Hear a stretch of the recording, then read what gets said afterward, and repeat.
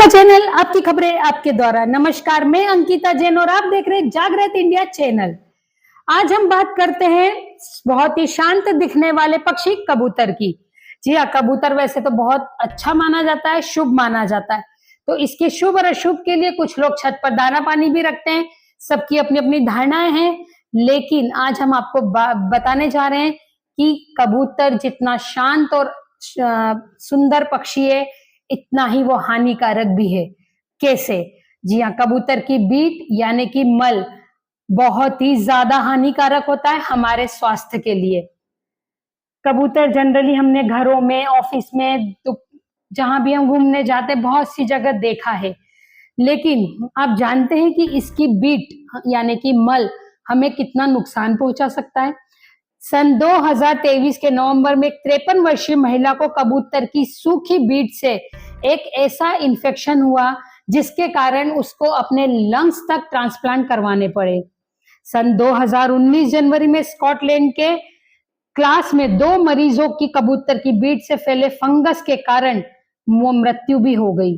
America के centres for disease and control and prevention और विश्व स्वास्थ्य संगठन ने पक्षियों से फैलने वाली बीमारियों को गंभीर खतरा बताया।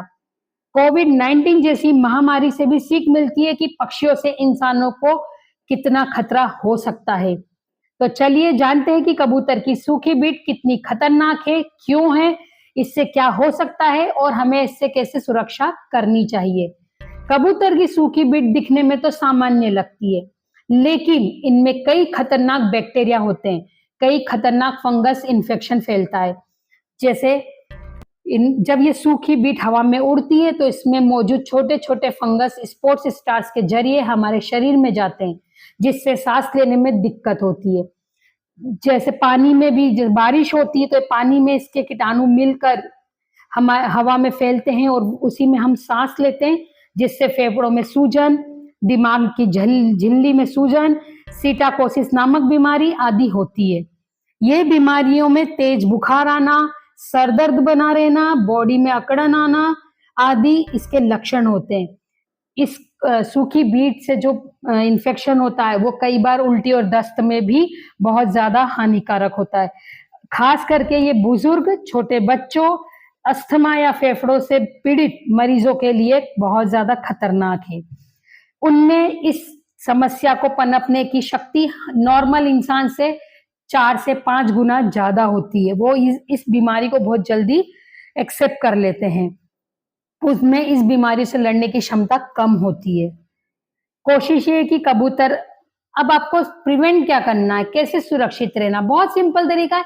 अपने जहां पे भी अगर आपके घर के आसपास कबूतर आते तो आप अपने बालकनी में नेट लगवा लीजिए। उससे अंदर वो आएंगे नहीं, घोंसला नहीं बनाएंगे, गंदगी नहीं करेंगे। या आप जहां पर भी गंदगी हो अपने बालकनी वगैरह में वहां जगह एकदम क्लीन रखें, क्योंकि कबूतर को जनरली नमी वाली जगह या फिर गंदगी वाली जगह ज्यादा पसंद आती है। अपनी बालकनी में घोंसला बनाने से उन्हें रोक सकते हैं। खिड़की दरवाजों पर चमकदार चीज रखे, जैसे सीधी एल्यूमिनियम फायल, मिरर टेप, जिससे कि वो देखकर वहां ना रुके। प्लास्टिक के चील या उल्लू भी रख सकते हैं। इसके साथ ही रेलिंग या यूनिट पर बर्ड स्पाइक्स लगवा सकते हैं। कबूतर की सूखी बीट में ऐसे सूक्ष्म कण होते हैं जो हमारे श्वास के रास्ते हमारे शरीर में जा सकते हैं, हमारे फेफड़ों को नुकसान पहुंचा सकते हैं।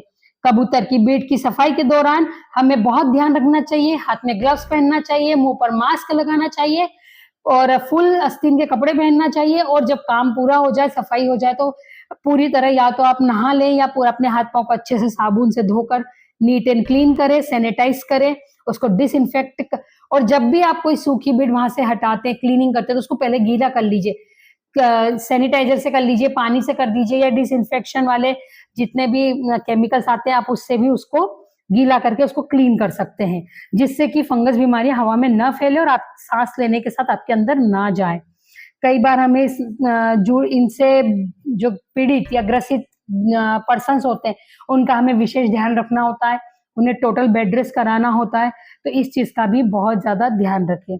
ऐसे ही अन्य जानकारियों से हम अपडेट करते रहेंगे। हमारे चैनल को लाइक करें, शेयर करें, सब्सक्राइब करना ना भूलें। तब तक के लिए नमस्कार।